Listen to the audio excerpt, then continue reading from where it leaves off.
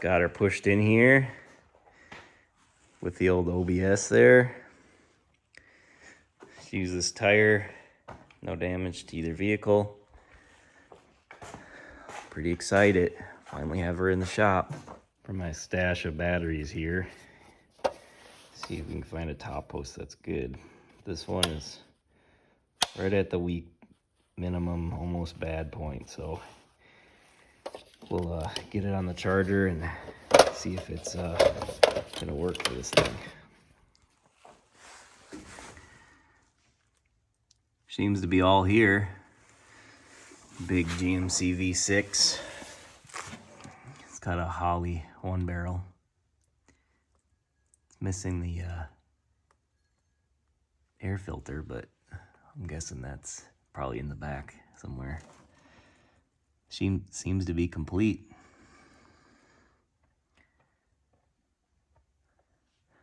I wonder what this big mount was for. It's pretty heavy duty. Good thing about these, it's not really a lot to them. It's a few wires to deal with. All right, let's see if she'll at least turn over.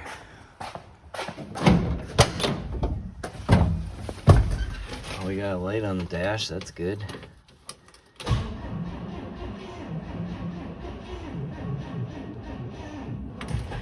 She's turning over.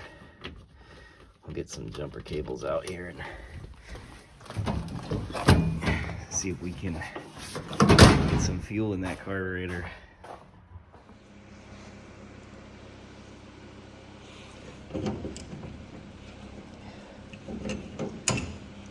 Fancy locking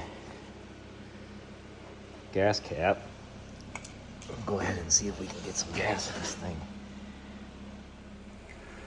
Well, there's what I believe to be the fuel pump. It's mechanical. So, follow our lines up to the carburetor here.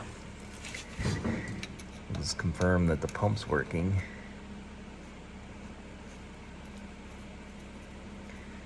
See if we got fuel. So I checked the tank, I put fuel in it. Checked all the fuel lines. I found a fuel filter in line, pretty old one, but I popped that off and there was fuel in it. But I popped the line off the carburetor for the mechanical fuel pump here.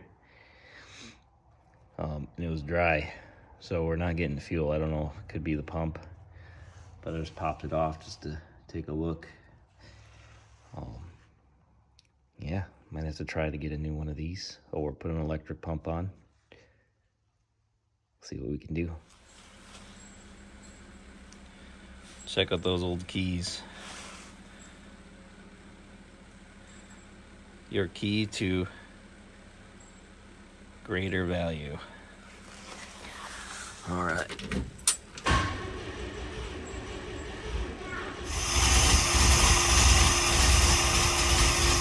Very smoky.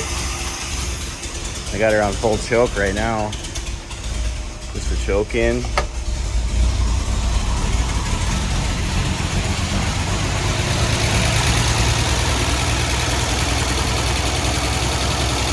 The old pump's working. You see it spraying fuel everywhere.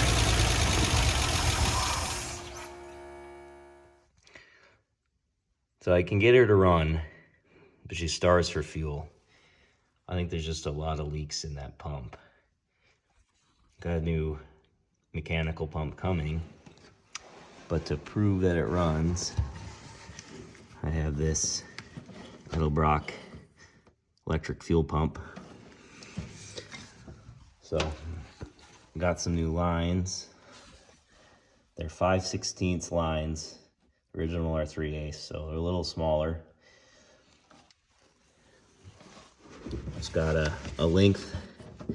I got probably 11 feet of it, which is way more than I needed. I just didn't want to run out and have to run back to the store. Right now, all I'm doing is finding a good place to mount this pump. without the hoses being compromised or pinched or twisted. I think this is gonna be a good spot. So I just drilled the holes, gonna put the bolts in, and then I have to figure out what I'm gonna do with the wires. Ground can just go ground right to right where I'm mounting the pump. I haven't decided yet where I'm gonna run my power wire. It's to be to the key, so when the key's on, runs the pump. I missed it. I didn't capture the first drive on video, but I did go around the circle here in my driveway. Made it to about here, and then the throttle linkage came off. So, go figure something out there.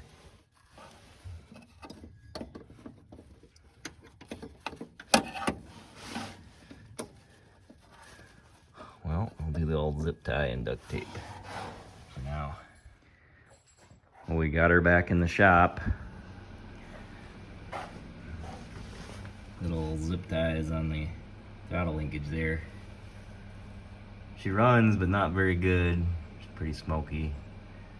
It's probably the exhaust valve seats. Who knows, this engine may have got really hot at one point. But I think that's enough for one day. Working on pulling the engine for the LS swap. Pulling out this old big block V6. I think I got all the hardware free. She's loose in there. Just gotta get her freed from the transmission. Using my old crane and a chain fall.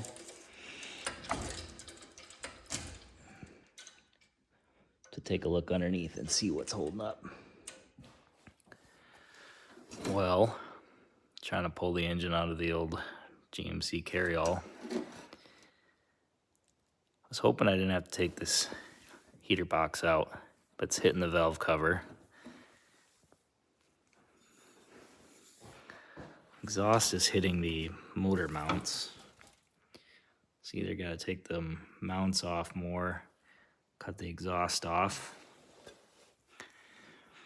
There's one wire that I can't get to quite yet. It's in the way of the firewall. I should be able to get that off. And there's one oil pressure line to take off right here. Yeah, how it's going.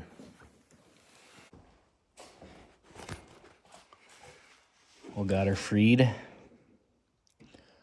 I'll hang another come along up there and see if we can level her out so we don't have to go as high. Get her set on the ground. Look at all this room for activities.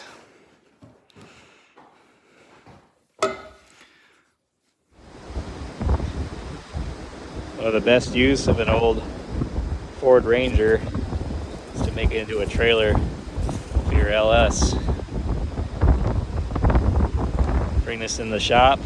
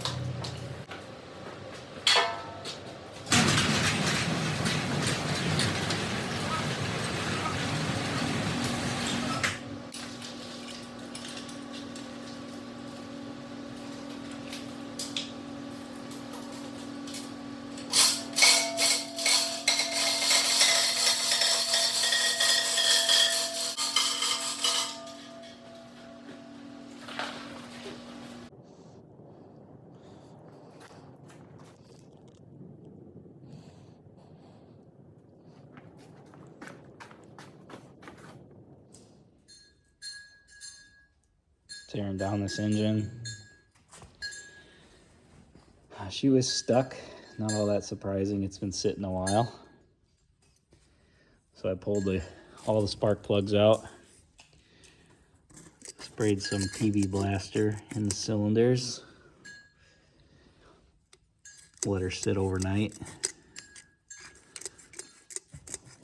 just like that. And then put a 24 mil socket on the end of the crank. Got myself a lever with some weight on the end just to keep tension on it overnight. Let's see what she did. Woo! Had me worried for a second. She's free.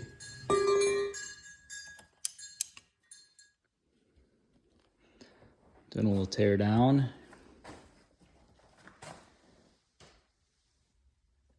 Check the crank number.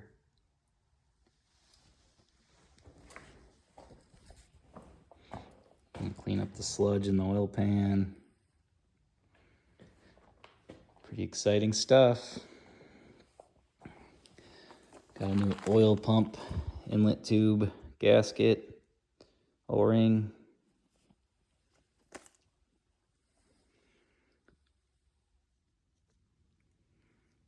Did the initial test fit. Trying to get that LS engine in here. Had to cut off this bracket. And then the original engine mounts were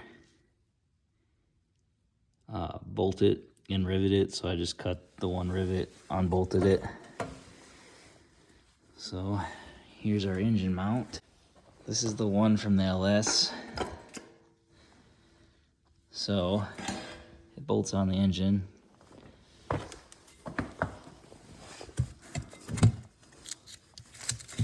Like this. Idea that I have is take this piece, cut this rubber off, drill some holes, and bolt it on, kind of like that, onto this piece. I'll also have to slide these in the frame to the right position, drill new holes, and bolt it in. Otherwise, I think that would work. This rubber is for a much heavier engine, so I don't see why it wouldn't hold up. And they're replaceable if I ever needed to. All right, LS swap into a SM420 or SM465. Need is a bell housing. This one actually came off of an 87 Chevy truck. Here's the flywheel for the LS, the matching clutch plate, and the pilot bearing.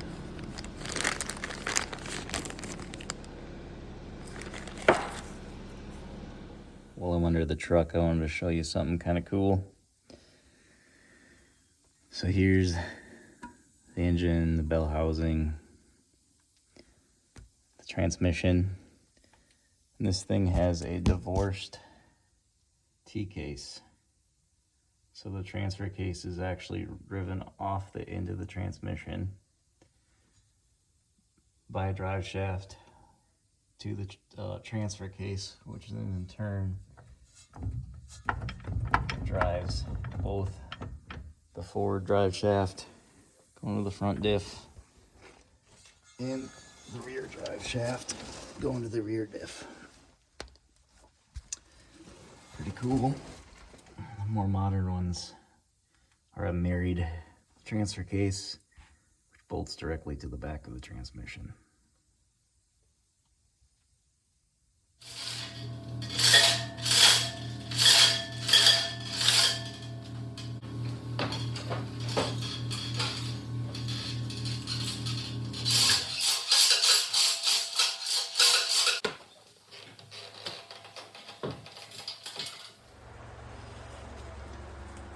Wish all trucks had floor access to the transmission. It's pretty easy to take out. A couple bolts. Right here is where the accelerator pedal did bolt to the floor. That was completely broken and rusted away, so I had to cut those ones. But the rest were pretty easy. It popped right out. One issue I'm running into is I need the transmission to move forward, and it hits the plate, so I might have to cut this out a little bit, and hopefully the shifter doesn't interfere with the dash or anything. Messing with this bell housing, trying to get it to work with an SM420. This was bolted to an SM465. There are a little bit differences. On the SM420, it's actually bolted on the exterior on the top and interior on the bottom. In SM465, it's all on the outside of the bell housing. So I think I can fix this by drilling out the bottom threads on the bell housing itself and getting longer bolts so I can bolt it from the interior on this side. And then another problem is the index is larger on the SM465, but Speedway Motors actually sells an index adapter ring for the fitment so that the shaft lines up with the crank perfectly. And then looking at the slave cylinder and the fork for the throwout bearing, it looks like it's gonna interfere with the firewall a lot, and probably with the exhaust on the LS. So they do sell a throwout bearing hydraulic slave cylinder that goes right on the shaft. That might be the answer to that.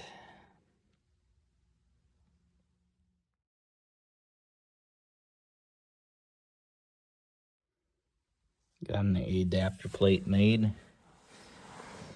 Just gotta do some trimming here so she sits flush. But the idea is to, once we find where we actually want this, mock up and weld a piece here. And that'll be my cross member mounting.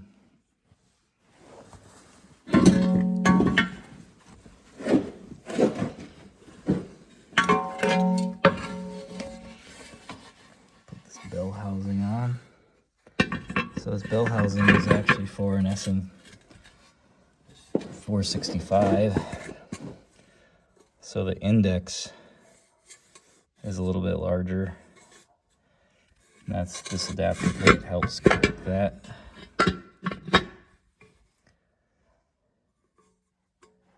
And then it also pulls it away from the firewall a little bit.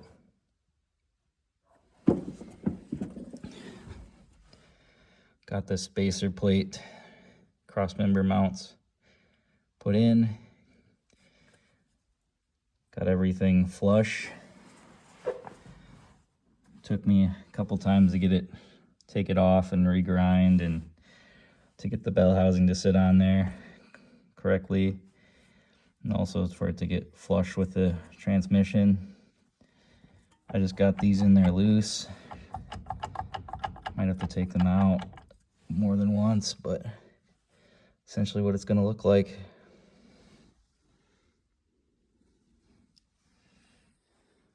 Got the flywheel put on, the clutch pressure plate.